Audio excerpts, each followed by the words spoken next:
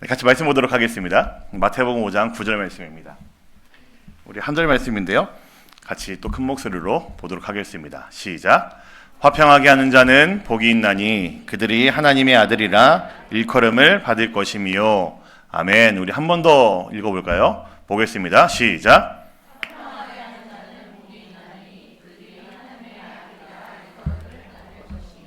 네, 아멘.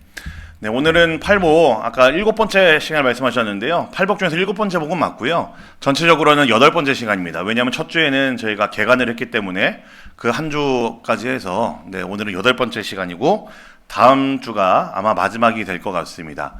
또 이 광고를 안 드렸었는데 이제 팔복 요 영상을 녹화를 하고 있습니다. 그런데 저희 교회 홈페이지에 올리는 게 아니고요. 제가 이제 대학부를 담당하고 있거든요. 그 대학부 유튜브에다 올리고 있으니 혹시 이제 생각이 나시는 분들은 대학부 저희 비상대학부로 검색하시면 됩니다. 거기로 들어오시면은 들으실 수 있습니다.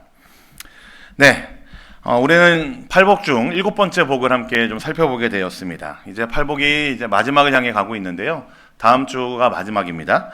근데 지난 시간들을 돌아보면서 저도 이제 묵상을 하고 좀 준비를 하다 보니까 제 마음에도 많은 울림과 도전이 있었습니다.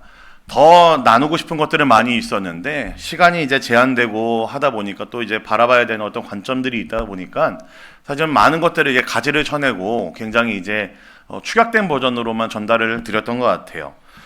그럼에도 불구하고 좀 여러 가지 더 많은 이야기들, 우리 그리스도인의 삶에 관련된 이야기들 더 많이 할 수 있었는데 나중에 또 시간이 되면은 그것들을 더 이어서 이야기하면 좋을 것 같습니다. 근데 준비하는 저 역시도 많은 은혜가 있었고 저에게도 많은 울림이 있었고 저에게도 많은 도전이 있었다라는 것을 말씀드리고 싶어요. 성도님들에게도 동일한 은혜가 있었으면 합니다. 우리 안에 그리스도인으로서 우리가 어떻게 살아가야 되는지 참으로 우리가 누리는 복이 무엇인지를 우리가 마음속 깊이 새기고 돌아보는 그런 8주간의 시간이었으면 좋겠고요. 또한 이 시간들을 바탕으로 우리가 더 어떻게 살아가야 되는지를 함께 고민하고 묵상하고 또 삶 가운데서 분투해 가면서 참으로 아름다운 그리스도인, 참으로 하나님께서 허락하신 그 아름다운 복이 무엇인지를 누리며 살아갈 수 있는 우리 모두가 되면 좋겠습니다. 이 팔복은요, 하나하나 개별적인 덕목이 아니라 서로 깊이 연결되어 있는 하나님 나라의 백성들이라면 어떻게 살아야 되는가를 보여주는 하나님의 큰 그림이라고 말씀을 드렸습니다. 오늘 우리가 살펴볼 화평하게 하는 자라는 것은요, 앞서 다루었던 전반부에 다루었던 온유한 자와 깊은 관련이 있습니다. 팔복은 제가 흐름이 있다고 말씀을 드렸어요. 우리의 가난한 마음, 심령이 가난함으로 시작해서 죄에 대한 애통함이 따라오고요. 그리고 하나님의 뜻을 따르는 온유함과 긍휼함이 우리 안에 있어야 되고, 그리고 그로 인해서 우리는 청결한 마음을 가져야 되고요. 그리고 오늘의 주제인 화평, 평화로까지 나아가는 것이 하나님께서 우리에게 허락하신 팔복에 대한 아주 큰 그림입니다. 아마 이 말씀을 처음 들었던 유대인들은요, 굉장히 놀랬을 거라고 생각을 해요. 왜냐하면 이들이 생각하는 천국이라는 것은, 그들이 꿈꾸고 있는 천국이라는 것은 철저히 군사적이고 물질적인 나라를 그들은 꿈꿨기 때문입니다. 또한 그들이 오랜 시간 기다려온, 구약에서 기다려온 그 메시아는 굉장한 그 전쟁 영웅을 그들은 기다려왔어요. 그들을 압제하고 괴롭히던 로마라는 아주 큰 나라를 무너뜨리고 이스라엘을 해방시킬 수 있는 전쟁의 영웅을 그들은 메시아로 기다려왔습니다. 그리고 그 메시아가 이룰 그 하나님 나라라는 것은, 그 천국이라는 것은 그들에게 있어서는 자신들에게만 좋은 것이고 굉장히 군사적으로 막강한 나라, 그리고 굉장히 풍족하고 물질적으로 풍요한 나라를 그들은 꿈꿨습니다. 그런데 예수님께서는 그들에게 말씀하시는 것이, 제가 언젠가도 언급을 했지만 그들에게 말씀하시는 것은 전쟁이 아니라 평화를 말씀하셨습니다. 그리고 이 평화라는 것은 단순한 어떤 분쟁의 부재가 아니라 하나님과의 화목을 이루는 근본적인 평화를 예수께서 말씀하셨다라는 거죠. 그러니까 유대인들은 굉장히 머릿속에 혼란이 일어났을 겁니다. 그리고 굉장히 놀랬을 거예요. 아마 덜어는 기분도 나빴을 겁니다. 자신들이 선생이라고 얘기하고 있고 그 얘기를 듣기 위해서 이 귀한 시간을 빼서 나왔는데, 저 선생이라는 작자의 입에서 나오는 이야기는, 같은 유대인의 입에서 나오는 이야기는 그들이 생각하는 천국이 그런 천국이 아니라, 그들이 생각하는 메시아가 그런 메시아가 아니라 평화를 말하는 메시아고 평화를 말하는 나라를 이야기하고 있으니 포기하라는 이야기하고 아껴주라는 이야기하고 나눠주라는 이야기를 하고 있으니 아마 유대인들에게는 이제 예수님의 존재는 굉장히 껄끄러운 존재였을 것이 분명합니다. 오늘 우리는 이 예수님 말씀하신 평화, 화평 이 단어를 통해서 우리의 삶의 자리에서 우리가 어떻게 평화를 쫓는 자가 되어야 되는지, 화평케 하는 자가 되어야 되는지 우리가 그 이유와 방법들을 한번 좀 생각해 보려고 합니다. 저는 문장을 이렇게 한번 정리를 해봤어요. 따로 쓸려는 준비 안 했는데요. 참된 평화는 하나님과의 화목에서 시작된다라고 일단 처음엔 이렇게 정리를 해보았습니다. 참된 평화는요, 하나님과의 화목에서부터 시작을 합니다. 그렇다면 먼저 화평이라는 것이 어디서부터 시작하는지 좀 살펴봐야 될 필요가 있을 것 같아요. 본문에서 사용된 화평하게 하는 자라는 단어는요, 헬라어로 에이레노 포이노스라는 단어를 씁니다. 이건 기억 안 하셔도 좋아요. 그냥 제가 좀 잘난 척하기 위해서 쓰는 표현이니까요. 기억 안 하셔도 좋습니다. 근데 이게 보시면요, 한국말로는 이게 선뜻 와닿지 않습니다. 근데 이제 원어로 보시면 이런 뜻이에요. 단순히 평화를 유지하는 사람, 분쟁을 피하는 사람이 이야기하는 것이 아닙니다. 그러니까 뭐 그런 성향들이 있잖아요. 이제 전쟁, 이제 갈등을 싫어하고 그냥 심성 자체가 굉장히 착하고 바른 사람, 그리고 조용하고 좀 유약한 저 같은 사람들은 화평을 이제 좋아하는 사람들입니다. 되게 비웃기 시작하셨어요, 또 몇 분이. 예. 화평을 이제 원체 원하는 분들이 있어요. 성정 자체가 조용하고 그러신 분들은 좀 화평을 원하고 평화를 추구하는 사람이라고 할 수 있겠죠. 근데 여기서 사용하는 화평하게 하는 자라는 표현은 그런 표현이 아닙니다. 오히려 더 능동적이고 더 평화를 추구하고 만들어내는 사람을 이야기할 때 바로 이 에이레네 포이오스라는 단어를 씁니다. 어떤 감정적인 조화나 침묵이 아니라 죄로 인해 깨어진 하나님과의 관계 속에서 시작되는 평화 자체를 이야기합니다. 내가 그 평화를 알기 때문에 내가 더 평화롭게 살기 위해서 애쓰는 것까지가 여기서 말하는 화평하게 하는 자, 화평케 하는 자라는 표현이에요. 그래서 영어 단어로 번역된 거 보시면요, 그 뜻이 아마 더 분명할 겁니다. 영어로는 이렇게 번역했습니다. 피스메이커로 번역을 했습니다. 그러니까 평화를 만들어가는 사람 자체를 이야기한다라는 거죠. 가만히 있으면서 평화를 누리는 사람이 아니라 내가 그냥 입 꾹 닫고 가만히 있으면서 뭔가 좀 이제 분쟁 간에 좀 내가 조용히 넘어가기를 원하는 그런 사람이 아니라, 수동적인 사람이 아니라 능동적으로 평화를 만들어내는 사람, 평화 가운데 나아가는 사람을 이야기하는 것이 바로 오늘 말씀에 있는 화평하게 하는 자에 담겨있는 의미입니다. 오늘날 우리는 전쟁과 테러, 그리고 여러 가지 사회적 갈등의 소식들을 많이 듣고 살아가죠. 또 요즘 시대에 우리나라 그 정치 이야기 들으면 얼마나 또 많이 불편하십니까? 굉장히 많은 이제 갈등과 분쟁들이 심화되고 있는 것이 우리가 살고 있는 이 시대이고, 우리나라가 특히 그 한복판에 놓여 있는 것 같아요. 세계 초강대국, 최강대국이라 말하는 미국조차도 항상 그들이 이제 예의주시하고 있는 것은 테러에 대한 위험이잖아요. 미국조차도 항상 테러의 위협에 시달리고 있습니다. 노출되어 있죠. 우리나라는 또 어떻습니까? 방금 말씀드렸지만 우리는 항상 남북관계가 개선되고 평화통일을 우리는 꿈꾸고 있습니다. 사실 저 어렸을 때만 하더라도, 저 국민학교 다닐 때만 하더라도 학교에서 음악 시간에 자주 이제 부르게 했던 노래가 주는 평화가 아니죠, 뭐죠? 우리에서 오는 통일, 그거였잖아요. 저도 그거 항상 부르고 다녔거든요. 학교 선생님이 항상 부르라고 그래가지고. 이미 우리나라 사람들 역시도 이제 평화 통일을 굉장히 간구하고 있고 갈구하고 있고 남북 간의 관계가 개선되기를 원하고 있지만, 사실 상황을 보면은 요원하기만 하죠. 실마리도 잡지 못하고 있습니다. 그리고 여전히 우리나라는 전쟁의 위협 속에 있는 세계에서 손에 꼽히는 나라 중에 하나가 또 우리나라이기도 합니다. 여러분, 우리는 이런 위협과 전쟁과 또한 폭력 속에서, 갈등 속에서, 분쟁 속에서 살고 있습니다. 그렇다면 과연 이 세상 가운데에 누가 전쟁과 싸움과 다툼과 갈등과 가득 찬 이 세상에 평화를 가져다 줄 수 있을까요? 적어도 우리가 이 자리에 앉아있고 우리가 그리스도인이라고 한다면은 그것에 대한 답은 우리는 분명히 내릴 수 있습니다. 에베소서 2장 14절 말씀 보시면요, 이렇게 말씀을 합니다. 함께 볼까요? 보겠습니다. 시작. 그는 우리의 화평이신지라 돌로 하나를 만드사 원수된 것 곧 중간에 막힌 담을 자기 육체로 허시고. 답이 뭡니까? 우리 예수님이십니다. 예수님의 이름을 특히 이 말씀에서는요, 화평이다라고 말을 하고 있어요. 샬롬이라는 거죠. 화평이라는 단어는 그냥 평화로 그냥 읽으셔도 오해는 없을 거라고 생각을 합니다. 예수님께서 십자가로 인해서 죄의 장벽을 허무셨고 우리로 하나님과 화평되게 만드셨다라는 거예요. 평화의 관계를 만드셨다라는 겁니다. 하나님과의 화목 없이 인간 사이에 존재하는 그 어떤 갈등과 분쟁도 우리는 참된 평화를 바라볼 수 없다라는 것을 우리는 아셔야 될 것 같습니다. 제일 먼저 우리에게 평화를 줄 수 있는 존재는 예수님밖에 없다라는 것, 그리고 그 예수님을 통한 우리에게 화평이 있어야지 우리는 평화를 바라볼 수 있다라는 겁니다. 이 순서를 먼저 기억하셔야 돼요. 왜냐면은 이 땅에 존재하는 모든 갈등의 원인은 어디에 있을까요? 우리가 처음에 애통하는 자 이야기했잖아요. 어디에 있습니까? 우리의 죄에 있습니다. 이 땅에 들어온 죄 때문에 세상은 여전히 부조리함 가운데 있고 불평등함과 불편함 가운데 있습니다. 여전히 죽음이 존재하고 아픔이 존재합니다. 병듦이 존재하고요. 나이 먹어감이 존재해요. 나이 먹는 건 나쁜 건 아니겠죠? 네.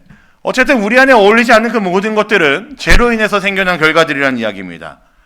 그렇기 때문에 우리의 그 모든 갈등의 근원은 죄에 있기 때문에 근본적인 죄의 해결이 있지 않는 이상 우리에게는 평화가 없다라는 거죠. 죄가 해결되지 않으면 진정한 평화는 불가능합니다. 그렇기 때문에 화평하게 되는 자가 하는 자가 되기 위해서는 우리가 먼저 예수 그리스도와 화목한 관계에 있는 자가 되어야 된다는 거예요. 그 평화가 무엇인지를 우리가 더 많이 기억해야 되고 우리가 더 많이 마음에 새겨야 되고 우리가 먼저 평화를 누릴 수 있는 자가 되어야 된다는 이야기입니다. 여러분 성경을 보시면요. 구약 성경부터 해서 성경을 계속 보시면요. 하나님께서 무엇인가 사건을 이루어 가실 때마다 하나님께서 항상 자주 얘기하시는 말씀이 있었어요. 내가 너희의 평화를 위해서다. 내가 너의 샬롬을 위해서다라는 이야기를 항상 하나님께서 그 말씀 가운데 숨겨두셨습니다. 여러분 우리가 먼저 그 평화를 누리지 않으면은 우리는 화평케 하는 자가 될 수가 없습니다.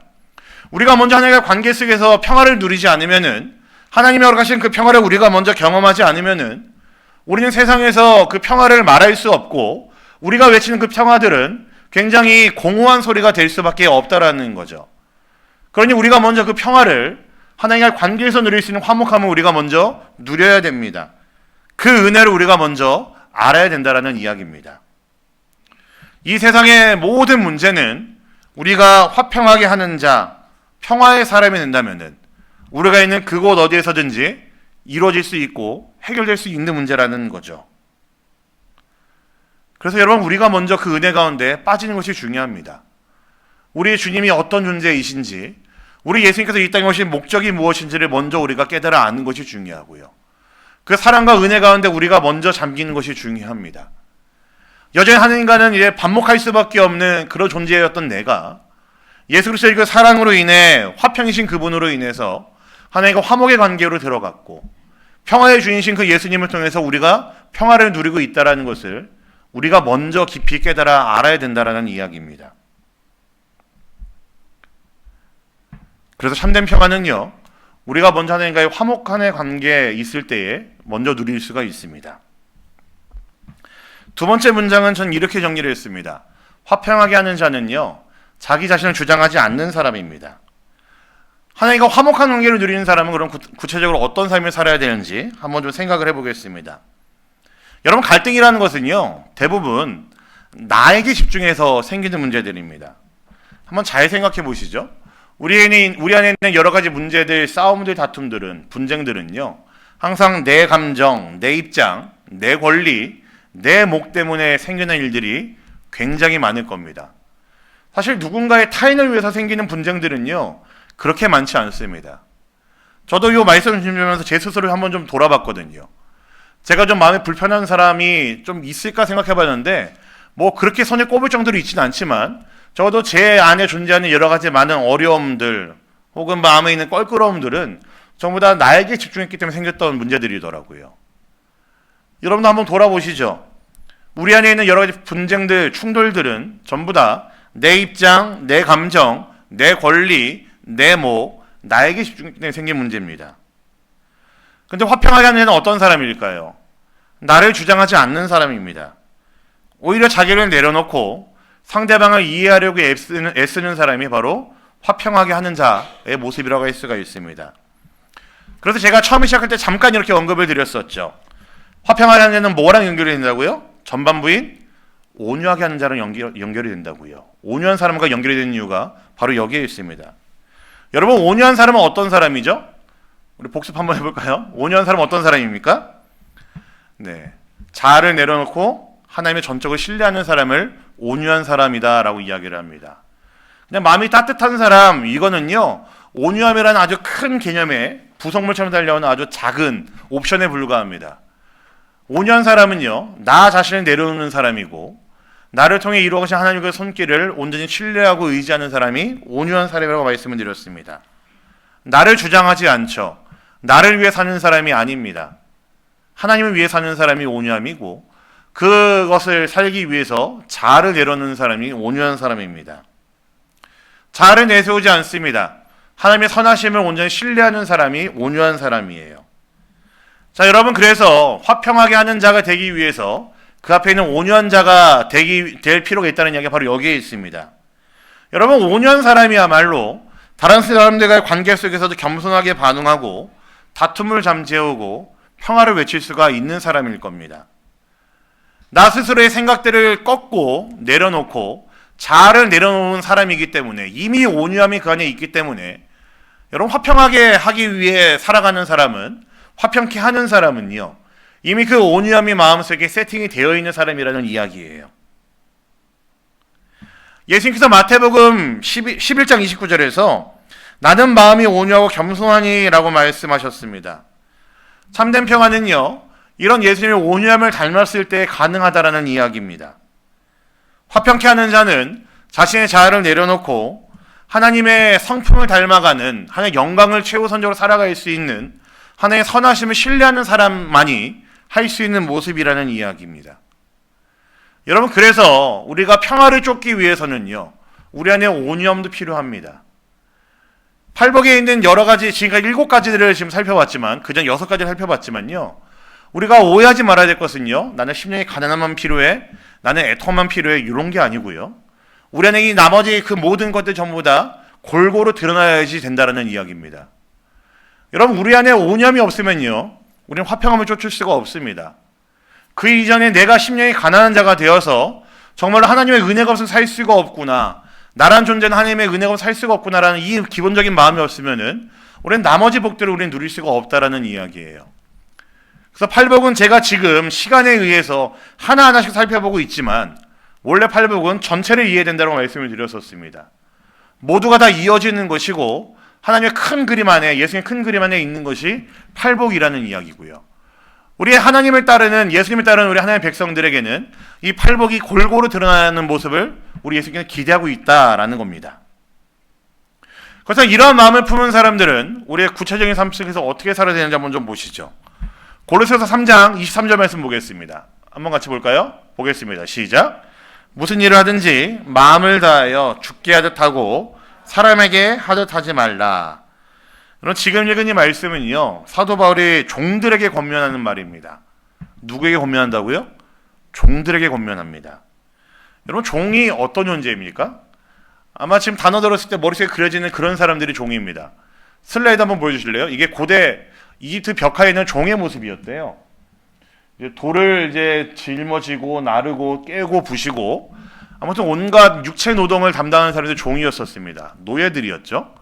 근데 이게 조금 시대가 발전한다 할지라도 크게 달라지지 않습니다. 집에서 뭐 가사일만 하는 종도 있고 사실 여러 가지 뭐 병역의 의무까지 감당해야 되는 종도 있는 반면에 여러 가지 많은 뭐 건물들도 이제 개보수하는 그런 사람들도 노예들이 하는 일들이었습니다. 우리가 머릿속에 그려지고 있는 그 사람들이 맞습니다. 맞아도 아무 말 못하는 사람들이고요. 부당한 대우를 받아도 저항하면 안 되는 사람들이 종이랑 노예였었습니다. 심지어 고대에는 종과 노예들은 재산의 목록에도 들어갔었죠. 사람 대우를 받으면 안 되는 사람들이었었습니다. 온갖 멸시와 천대를 받는 사람들이었었어요. 아마 그들의 삶 자체가 평화를 누리기는 힘든 사람들이었을 겁니다. 그들의 일상이 아마 그랬을 것이고 그들의 생활이, 그들의 그 앞날이 아마 평화를 누리기에는 힘든 사람들이 바로 이 종들, 노예들이었을 겁니다. 근데 사도 바울이 그 종들에게 권면하는 말이 바로 이거예요. 방금 읽은 말씀에서 고린도서 3장 23절 말씀에 사도 바울이 딱 이렇게 이야기합니다. 누구를 대하든지 무슨 일을 하든지 죽게 하듯 하라라고 이야기를 합니다. 여러분, 이해가 되십니까? 종이랑 노예에게 사도 바울은 죽게 하듯 하라라고 이야기를 합니다. 평화롭지 않은 그들에게, 평화를 누릴 수가 없는 그들에게 죽게 하듯 하라라고 사도 바울이 명령을 해요. 우리가 사도 바울 그러면 굉장히 깨어있는 어떤 지식인으로 생각하고 있는데 지금 사도 바울의 이 이야기만 썼을 때는 굉장히 보수적인 사람인 것 같고 종들에게는 종들 나름의 그들의 어떤 바운더리 안에서 존재하라고만 얘기하고 있는 것 같습니다. 근데 여러분, 지금 사도 바울의 이 이야기에는요, 굉장한 영적인 원리가 숨어 있다는 겁니다. 화평하게 하는 자, 화평을 누리길 원하는 자, 평화를 사람들에 전하길 원하는 사람들의 마음 속에는, 그들의 모든 삶 속에는, 모든 관계 속에는 이 원리가 있어야 된다라는 거예요. 그게 뭐라고요? 죽게 하듯 하라는 겁니다. 무슨 일을 하든지, 누구를 만나든지, 누구를 대하든지, 무슨 일을 대하든지 항상 죽게 하듯 하라라는 것이 사도 바울이 주는 영적인 원리였었습니다. 그럼 남편이 아내의 말을 주님께서 하신 말인 줄 알고 순종한다면은 아마 그 가정은 화평한 가족일 겁니다. 동의하십니까? 네. 지금 남자가 지금 저밖에 없네요. 지금 둘러보니까. 예. 지금 여러분들에게 잘 보려고 하는 말은 아니고요. 네. 예를 들어서 뭐 설거지나 음식물 쓰레기 같은 것들을 버리는 일이죠. 네. 저 잘하고 있는 거 맞죠? 네. 아내가 시키면은 그것이 주의 명령인 줄 알고 따른다면은 정말 화평한 가정이 되겠죠? 아멘? 네. 들을 게 있는 자는 들을지어다. 네. 뭐 믿으실지 모르겠지만 저도 당연히 그렇게 해야 되는 줄 알고 하고 있거든요. 네. 정말 저는 음식물 쓰레기는 제가 잘 버리고 있습니다. 정말이에요. 네. 예, 저는 이게 주님 말씀이라 생각을 하고 저는 그렇게 듣기 때문에 저는 그렇게 살아왔었습니다. 여러분 이게 가정 원리가 그런 것 같아요. 또 아내는 어떻습니까? 남편을 대할 때에 주님을 대하듯이 공손하게 대하신다면은 주의 명령인 줄 알고 바르게 순종하신다면은 아마 그 가정은 정말로 화평한 가정이 되겠죠. 이것은 직장이나 어떤 다른 사람을 만날 때도 똑같이 적용되는 문제라고 생각을 합니다. 직장 상사나 다른 누군가를 고깝게 생각하는 것이 아니라 마음에 안 들게 한다 해도 그들을 대할 때에 하나님을 대하듯이 정성껏 대한다면은, 정성껏 관계를 맺는다면은 우리 안에서 갈등과 다툼은 아마 더 많이 사라지는 것이 분명합니다. 누군가의 이야기를 주님이 하신 말씀이다라는 생각으로 들어준다면은, 경청해준다면은, 따라준다면은 아마 그들의 관계들 가운데서는 이제 분쟁과 다툼은 없어질 것은 분명합니다. 그런 기본적인 태도를 갖고 있는 화평하게 만드는 사람인 우리가 있는 곳은 어디에 있든지 누구를 대하는 죽게 하듯 대하는 사람이라고 한다면은 우리 모두가 다 우리에는 그 어느 곳이든지 그곳은 평화의 공간이 되겠죠. 그래서 처음에 말씀을 드렸습니다. 화평하게 하는 자의 그 화평이라는 것은 단순히 갈등을 피하는 것이 아니라 사랑과 존중의 태도로 갈등을 넘어서려는 능동적인 우리들의 행동이 필요하다라는 이야기입니다. 우리가 죽게 하듯 대하는 그 마음이 우리 안에 있어야지 우리는 평화를 쫓을 수 있고 평화의 자리, 평화의 공간으로 만들어가는 자들이 될 수 있다는 이야기입니다. 우리가 화평하게 만들어 가야 된다는 우리의 노력을 담아내고 있는 표현이기도 합니다.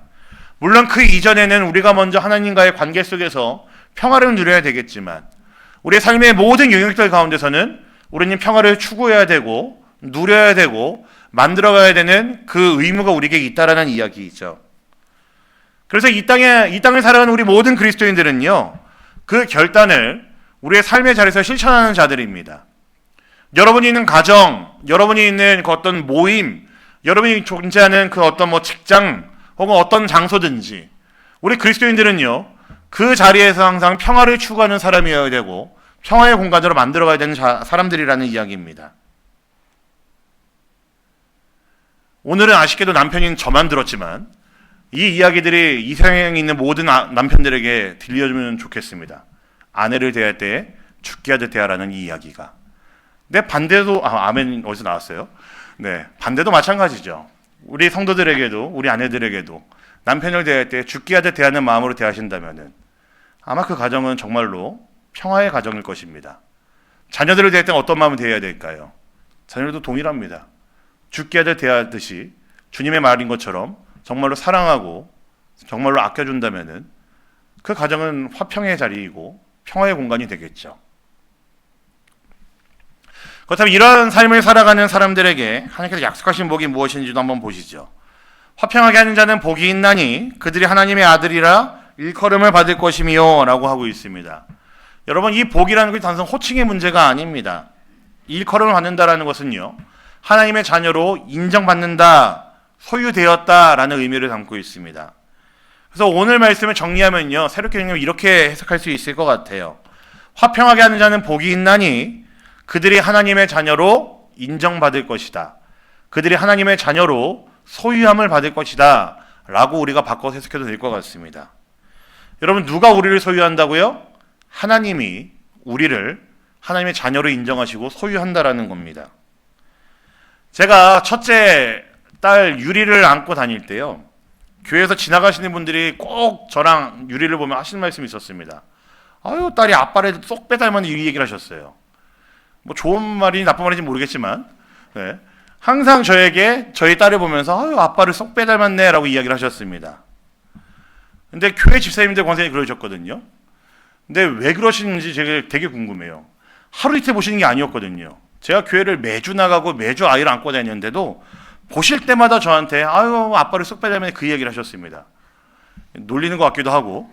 근데 여러분, 왜 계속 그 얘기를 하셨을까요? 저는 다른 이유 없다고 생각합니다. 진짜 아빠를 빼닮았으니까 그 얘기 하셨겠죠. 뭐 장난이든 뭐 조롱이간이 섞여 있다 할지라도 어쨌든 아빠를 쏙 빼닮았으니까, 진짜로 아빠를 닮았으니까 제 딸에게 아빠를 쏙 빼닮았는데 그 얘기를 하셨으리라 저는 생각을 합니다. 여러분, 자녀는 부모를 닮을 수밖에 없죠. 그렇게 하나님의 자녀로 소유하신다라는 이야기 속에는요, 저는 이 의미도 있는 것 같아요. 그 사람의 삶 속에서, 그 사람이 걸어가는 그 모든 인생의 여정 가운데서 하나님의 모습이 드러난다라는 겁니다. 그 사람의 머리부터 발끝까지 그 모든 생김새가, 풍채가, 혹은 말하는 말투가, 풍기는 향기가, 냄새가 예수님을 닮아가는, 아주 진득하게 예수님을 닮아놓은 그런 사람의 모습이 됐다라는 이야기이죠. 그리고 그렇게 되었음을 다른 사람이 인정하는 게 아니라 하나님이 인정하신다라는 거예요. 아, 너는 정말로 예수를 닮았구나라고 하나님께서 인정하신다라는 거죠. 너가 걸은 그 인생의 여정들이, 네가 지금 살고 있는 그 삶의 여정들이, 순간들이 정말로 네가 예수를 닮은 사람이구나라고 하나님께서 인정해 주시고 도장을 찍어 주신다라는 겁니다. 여러분, 이게 가벼운 칭찬일까요? 엄청난 칭찬인 것 같아요. 사람들한테 인정받아도 대단한 칭찬인데 하나님께서 그렇게 인정해 주신다고요. 너는 정말로 예수를 닮은 사람이야, 너는 내가 인정할게 라고 하나님께서 그렇게 소유로 인정하신다라는 거죠. 여러분, 자녀는 부모를 닮습니다. 하나님의 자녀라 불릴 수 있다는 것은요, 그 사람 안에 하나님의 성품이 들어가 있다는 거고 예수 그리스도의 그 평화의 성품이 드러나고 있다는 겁니다. 누구를 대하든지 주께 대하는 그 모습들이 그 사람에게 있기 때문에 하나님께서 그 사람을 보면서 너는 내 아들이다라고 말씀하신다고요. 내가 그렇게 반대로 말했을 때에 화평을 이루는, 내가 예수를 닮은 사람의 분명한 증거는요, 내가 정말로 평화를 사랑하는지, 다른 사람의 관계에서 평화를 내가 이루고 있는지, 내가 있는 자리가 정말로 화목한 자리가 되고 있는지, 나의 가정이 나로 인해서 정말로 평화를 사랑하는 가정이 되고 있는지를 보면 알 수 있다라는 이야기입니다. 여러분의 대화 속에서, 말 속에서, 누군가를 대하는 눈빛 속에서, 삶의 모습들 속에서 평화가 보여지고 있다면은 하나님께서 분명히 그렇게 말씀하실 거예요. 아, 너는 정말 내 자녀가 맞구나라고 말씀하실 거라는 거죠. 누군가 여러분을 향해서 혹시 교회 다니시나요? 라고 물어보신 적 있으십니까? 전도도 안 했는데, 뭐 전도 폭발 전문 전하지도 않았는데 여러분과 관계를 맺고 있던 누군가가 와가지고 혹시 교회 다니세요? 라고 물어보신 적 있으십니까? 만약 여러분을 잘 아는 누군가가 여러분이 예수님 믿고 난 다음에 좀 삶이 달라졌다라고 말씀을 하신다면요, 여러분 정말로 기뻐하셔도 좋습니다. 정말 잘 살아오신 겁니다. 만약 그런 말을 들으신다면은 여러분 안에 하나님의 성품이 드러나고 있다는 그 이야기일 겁니다. 저는 제 동네 친구들이 저를 되게 아까워하거든요. 놀 수 있는 친구가 한 명 사라졌다고 되게 아까워합니다. 교회를 안 다니는 친구들이거든요. 근데 이 친구들이 항상 저한테 매년 물어보는 말이 뭐냐면요, 너 계약이 언제까지 하라고 물어봅니다. 목사로서의 계약이 언제까지냐고. 예, 그 계약 끝나면 빨리 돌아오라는 이야기죠. 그러니까 전혀 뭐 모르는 친구들이 저한테 하는 이야기예요. 근데 그 친구들이 저한테 몇 번 이야기했던 것이 뭐냐면요, 야, 그래도 네가 교회 다닌다고 하니까, 전도사가 됐고 목사가 됐으니까 네가 그래도 좀 많이 거칠어지지 않은 것 같다라고 저한테 얘기하더라고요. 이런 얘기를 해도 되는지 모르겠는데, 네. 전 친구들에게 그런 어떤 그 변화된 삶에 대한 친구들 나름의 어떤 그 리스펙을 받아왔습니다. 그러니까 제가 굉장히 엉망진창했던 이야기는 이제 생각 안 하셔도 되고요. 여러분, 그런 칭찬 여러분 들어보셨습니까? 누군가의 평가를. 아, 정말로 예수님 믿고 난 다음에 달라진 것 같아. 말이 굉장히 부드러워졌고, 사람과의 관계 속에서 정말로 평화를 사랑하는 사람이 된 것 같다라는 이야기를 들어보신 적 있으십니까? 만약에 그런 이야기를 들으셨다면은, 혹시 교회 다니십니까? 라는 이야기 들으셨다면은 아마 우리 안에 하나님의 형상이 드러나고 있다는 아주 분명한 증거가 바로 그것이 될 겁니다. 여러분, 이것이야말로 이 소리를 듣는다면은 세상에 주일 수 없는 가장 큰 칭찬이 바로 이것일 것이고, 세상에 주일 수 없는 가장 큰 복이 바로 이거 아니겠습니까? 우리들의 삶에서 우리가 예수님을 닮았다는 그 평가가, 그 복이, 그 인정이 우리 안에 있어야 된다는 거죠. 사랑하는 우리 성도님들, 오늘 말씀을 다시 한번 마음에 새기길 원합니다. 화평하게 하는 자는요, 하나님의 아들이라 불릴 복을 받습니다.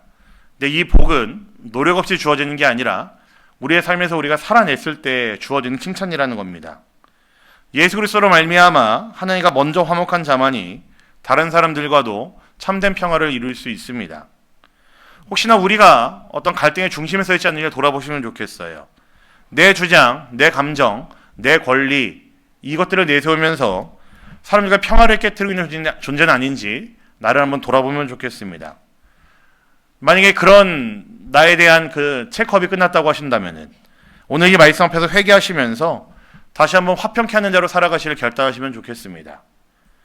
이곳에 모인 우리 상하이 한인역회 모든 성도님들이 가정에서, 직장에서, 삶의 모든 자리에서 화평하게 하는 자로 살아가시기를 간절히 소망합니다.